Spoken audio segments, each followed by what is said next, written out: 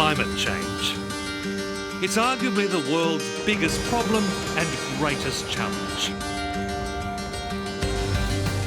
In this program, we're taking you around the world to see what's at stake and what can be done. From a revolution driven by the Californian startup culture. It'll be $1 trillion industry in the years to come that people can power their lives with sunshine. The solar industry has employed 55,000 Californians. That's more than Twitter, Google, Facebook, and Apple combined. To monsters of clean energy built for an industrial world. This is an incredible sight, a wind farm of 80 turbines right out at sea. We'll look at the human impact of climate change right now. There's been no water in this tap for over a year, actually 2 years. And what is yet to come. I don't even want to think about that. What is the real cost of carbon? The cost of holding back the sea is enormous, and it's going to increase dramatically over time. And what are people doing to save the world? It isn't too late, and science tells us that, you know. Now, is the door closing? Absolutely. We don't have the right to throw up our hands and say all is lost.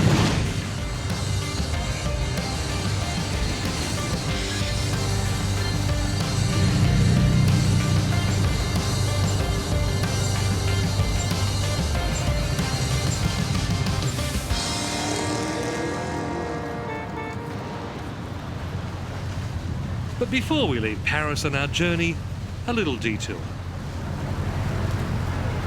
All this alarmist talk of mega droughts and superstorms could drive you to drink.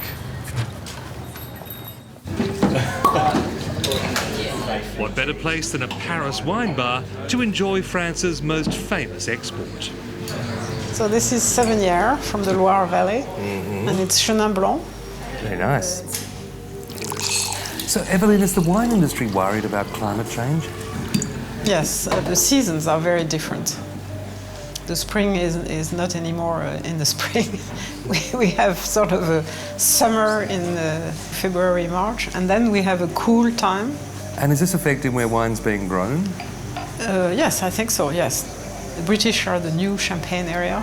You know, England is... That's terrible. It is terrible. That's a national calamity. Absolutely. To France. So how does a nation avoid calamity? The first place we're heading is the green standard for change.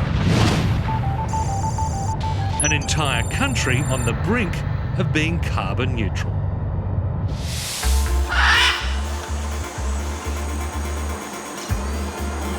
Costa Rica is an unlikely success story. A peaceful, natural paradise that escaped the wars of Central America. It's now aiming to stop using fossil fuels within 6 years. There's a real commitment, and seeing that from people that work in the industry, but also people that live in the environment, they care about their country. They know that it has a value, it has an economic value, and they can see people coming to explore the area, and they see that as a really good thing.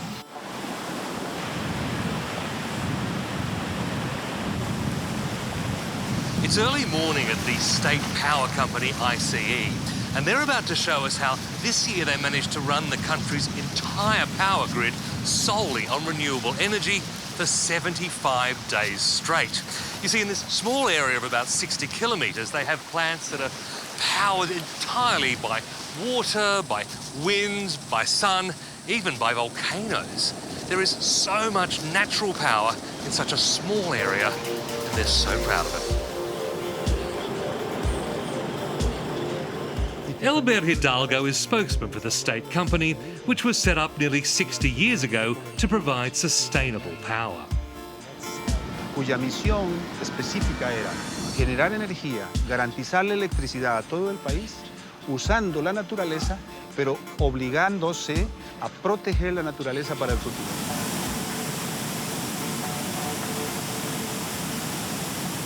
Es uno de los primeros países del mundo que ejecuta la sostenibilidad ambiental. But you want to be carbon neutral by 2021. That's a big target. Ciertamente, nos sentimos muy orgullosos en Costa Rica de tener un modelo que nos garantiza energía, que es nuestra propia energía, que dependemos muy poco de la importación de hidrocarburos y somos muy condescendientes con nuestra naturaleza y con el cambio climático que afecta al mundo.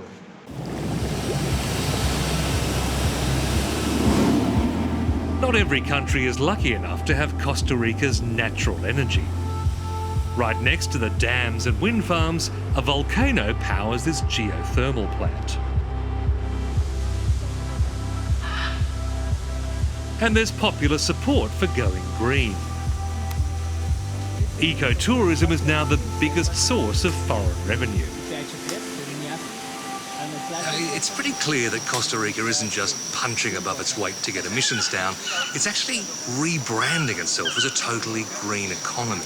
And for a small country like this, the potential economic benefits are enormous. You can already see that with the increased tourism.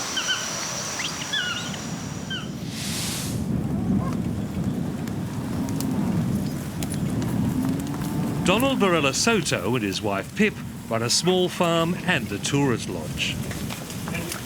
I think Costa Rica is one of the few countries in the world who has set standards very high for conservation and the environment. Why do you think little Costa Rica is so determined to do something about this? Why is it so important here?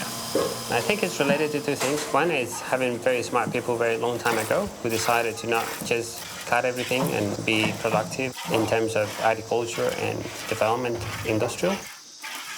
People that decided that instead of having an army, they wanted to have education and conservation and really good health care system. And that over the years, that was empowered by the development of the tourism, the ecotourism in the area.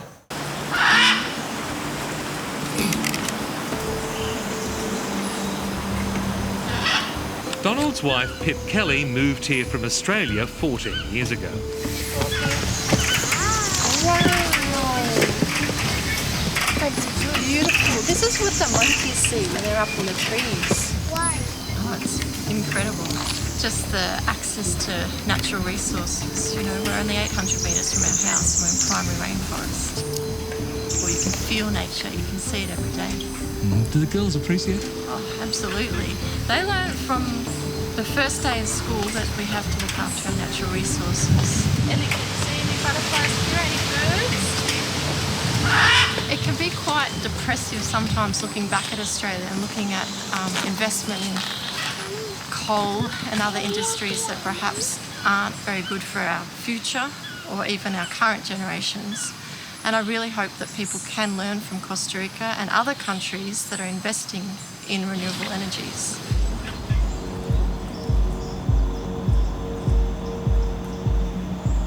Costa Rica hopes to be the model other countries can follow in Paris. And the UN diplomat in charge of securing a global agreement is herself a proud Costa Rican. We're incredibly privileged from a climate change perspective because it is a country that does not have any fossil fuel resource base whatsoever. But we are very, very well endowed with wind and with solar. Science has been very, very clear that 75% of the fossil fuel reserves actually need to stay in the ground. And what that means for coal, which is the most carbon intensive, is that no new coal can come online if we're going to stay within 2 degrees or under that.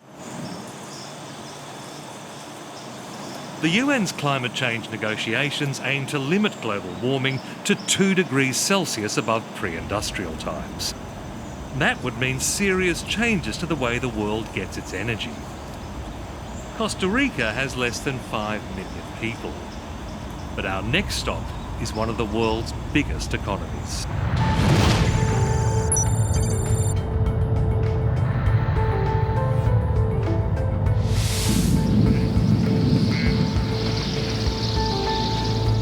Drive across northern Germany and you'll see forests of wind turbines. They're part of Germany's plan to get most of its electricity from renewables by 2050. In some countries, people call these things ugly, even dangerous.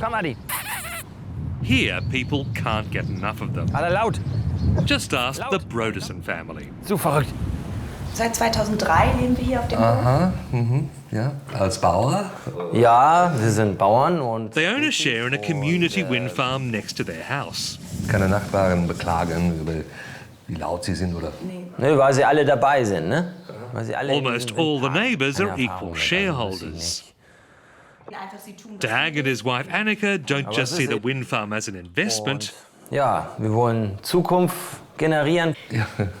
Without it, they couldn't stay here doing what they love. So, first we have pecan. And that's pig farming. Guck mal, nun mag er die. My grey here, it's not from wind turbines. My grey here is from farming because it's very difficult markets. We got some years where the wind turbines make maybe 50% from our income. So it's quite important thing for us. So this is for the love of it, is it? Yeah. This is our heart is for agriculture. Yeah, that was the barn for the pigs. It's also enabled them to live an almost self-sufficient lifestyle. Let's have a look around. They grow much of their food. Solar panels provide almost all their winter heating. You can see wind turbines, solar panels, and also biogas. It's not only the money. We want to make a future for our kids, maybe here on the farm if they want, and yeah, so you can have a good lifestyle here. In this coastal province of Schleswig-Holstein, almost all the wind farms are owned by local communities. For the people who see them every day, they're not an eyesore, they're an income. Now Germany's building even bigger farms completely out of sight. Well, today we're all kitted up for something few outsiders see. As big as the onshore farms are here, out there are the monsters of new energy for offshore wind.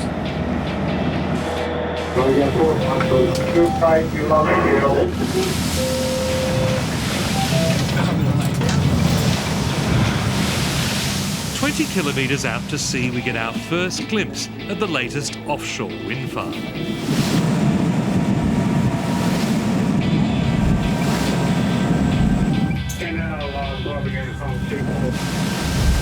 Well, this is an incredible sight. A wind farm of 80 turbines right out at sea, and they're massive. 120-metre wingspans, uninterrupted wind every day, and you don't have to worry about the neighbours.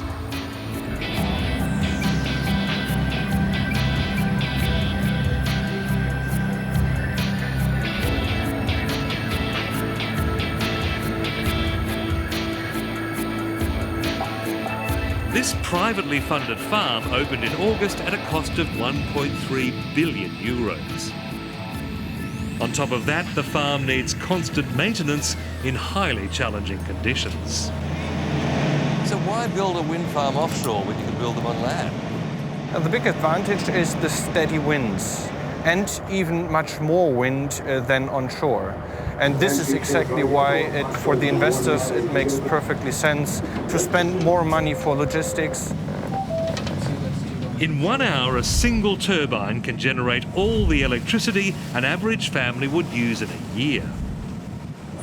But offshore energy can be twice as expensive to produce. What's made these wind farms profitable is government regulation. Germany requires utilities to buy renewable power at a mandated price.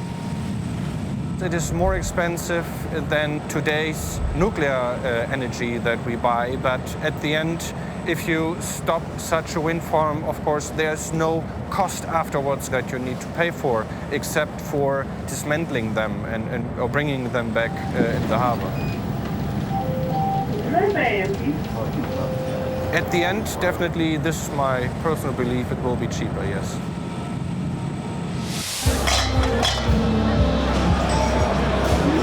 You can see the winners at the annual wind fair in the nearby town of Husum. Entrepreneurs have grown rich on a national policy of Energiewende, meaning energy transformation. Well, it means that we change the entire system of energy production. We will not use nuclear electricity anymore. We are always also moving out of fossil energy and heading onto almost 100% renewable. But the policy sent power prices soaring. On top of that, families pay a renewable levy of more than $300 a year. Actually, at the same time, they're paying less for the electricity. So we are kind of changing where the money is being paid. The electricity prices have dropped a lot due to the new renewables. Prices are still higher than other European countries, and emissions haven't dropped as fast as hoped. After the Fukushima disaster, Germany sped up the closure of nuclear reactors. That made the economy even more reliant on dirty brown coal. This is a big issue. So the coal industry says, oh, we can't just disappear. And so there are plans to say, okay, you don't have to disappear from today until tomorrow. But yes, you must know that within 30, 35 years, there's not a future for you in Germany.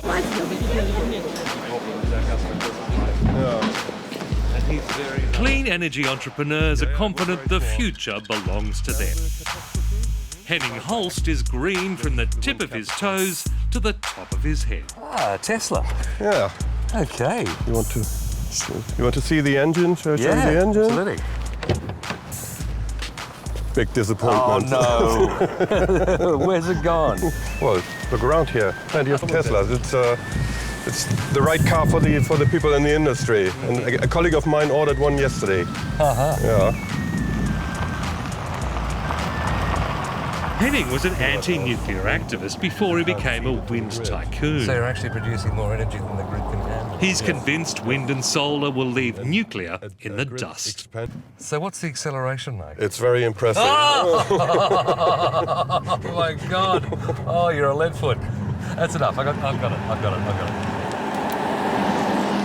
Wind farming has certainly turbocharged the local economy, with the once dying shipyard now building turbines.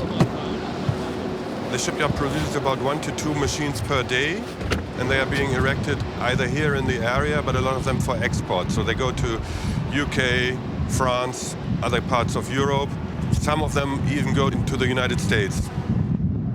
You don't find unemployed mechanics or electricians here in the area. They've all been sucked up by the wind industry. They now have 30% of their electricity coming from renewables. They've created 400,000 jobs. They've done it in a way that has decentralized power so that communities own and control the electricity generation, are able to keep the resources. So we have these models that clearly work. We're doing it. The industry now appears unstoppable. Just 25 years ago, there was hardly a single turbine here. Now Schleswig-Holstein has more than 2,500. Across Germany, there are 22,000.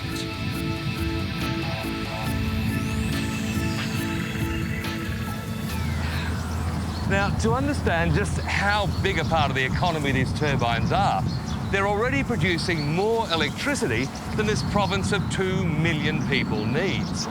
And what's really extraordinary is that they're aiming to triple that, to become a major energy exporter. So it's like North Sea oil, it's just North Sea air.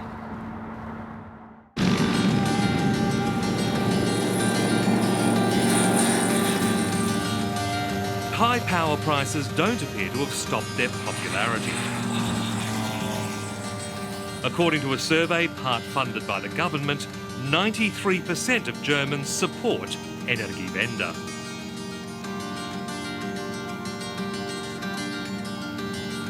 Some people argue there's no need for an energy transformation because there is no problem. At best, the scientific jury is still out on global warming. At worst, it's a global conspiracy. So what does the science really say? Well, to find out, we're heading to one of the main centres of climate change concern. It's about as far from North Germany as it's possible to go.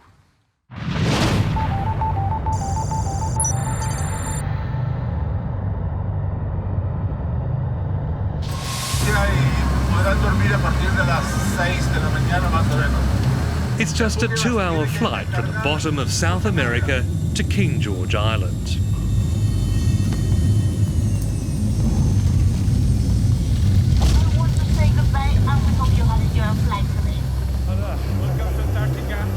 Great to be here.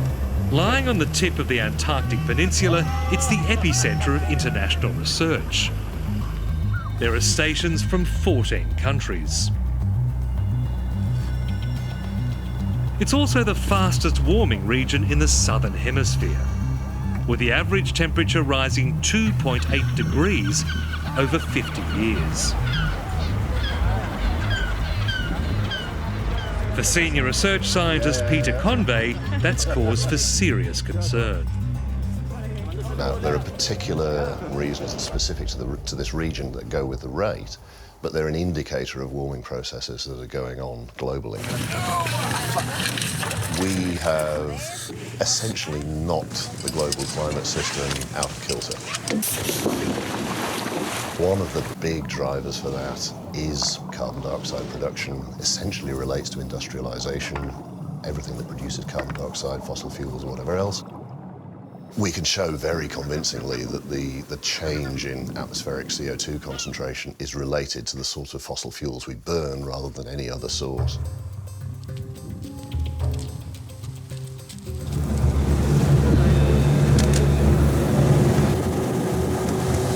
The most visible effect here is on the land ice. Almost 90% of the peninsula's glaciers are retreating.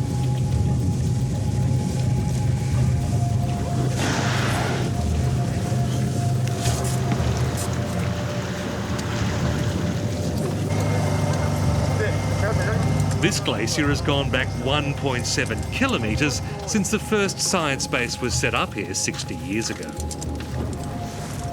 That means more ice enters the ocean from the land. Now that is like putting more ice into your gin and tonic. If you put more ice into your gin and tonic, the level goes up.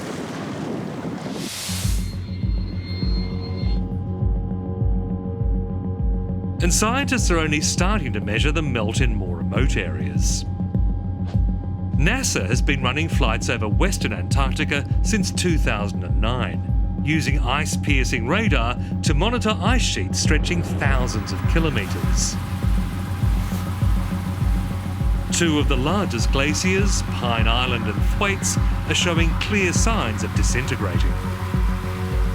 That was awesome. The West Antarctic ice sheet down at the base of the Antarctic Peninsula, they are melting and moving more rapidly into the sea. Ice is also melting in Greenland and the Arctic. And here's another problem. As oceans absorb higher temperatures, seawater expands. Sea level is rising, and whether or not you accept everything the IPCC says, the current rate of sea level rise is at the very top end of their probability ranges. You can question the contribution of the different possible causes, but sea level is going up.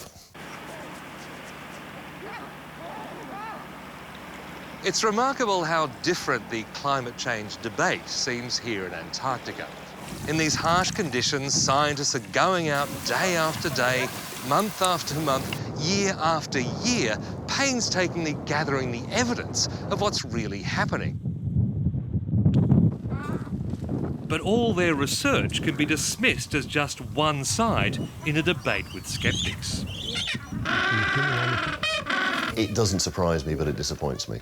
They're saying something that a government or politician can pick up on a soundbite and could use to justify a vote-winning action like supporting a coal industry or not supporting the development of technologies that don't cause so much damage. As soon as it becomes an argument about jobs, about economies, then politicians want quick answers and sound bites that will benefit their community. Now, of course, the effects of climate change are many and varied, and we're about to leave this place of shrinking glaciers for land rising water.